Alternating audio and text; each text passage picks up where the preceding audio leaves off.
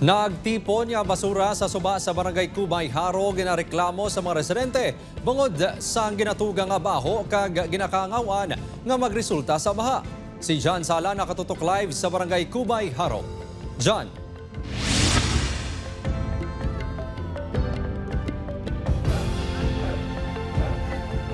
Kim, pagbaha kag negatibong epekto sa ila ikaayong lawas. Ini ang pilalang sa palaligban sa karon sa mga residente diri sa barangay Kubay Haro bangod sa pagtinumpok sang basura sa ila suba.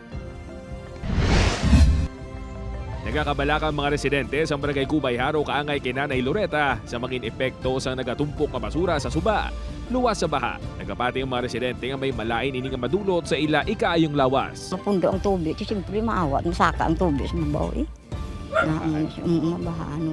Sino sa mga residente nagtipon ng basura sa porsyon sang suba matapos ang pagtaas ang tubig sa suba tungod sang ulan nga dalasang Bagyo Verbena. Ginkakibot naman ni punong barangay Analgi Padilla ang sitwasyon sang suba bangod bago lang ini nakapauli halin sa seminar. Wala gid Kuya Balaya maglaom nga ang halin dito sa babaw amo gid ni kadamo nga nagtupa diri sa amon nga barangay. So ang basura nga siguro naka-stack na nga daan before pa sa dito nga babaw nga area kadto diriya sa amon. Duda sa punong barangay halin sa mga junk shop ang basura nga naanod sang baha. Aminado man ini nga madamo sang basura kun kaysa sa suba apang amat-amat man kuno nila ini nga ginakuha.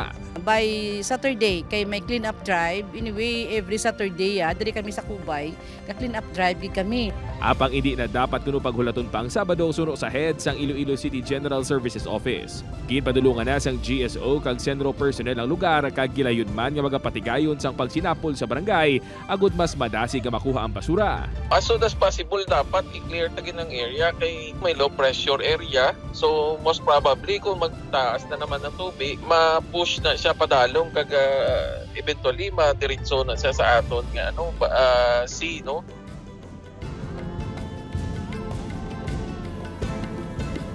Kim, dugang pa ni GSO Head Neil Ravina nga ginatun-an man sang ila opisina ang pagpahamtang sang waste trap sa suba diri sa barangay agod matumod kung diin gid nagahalin ang basura nga nagtinumpok diri sa suba.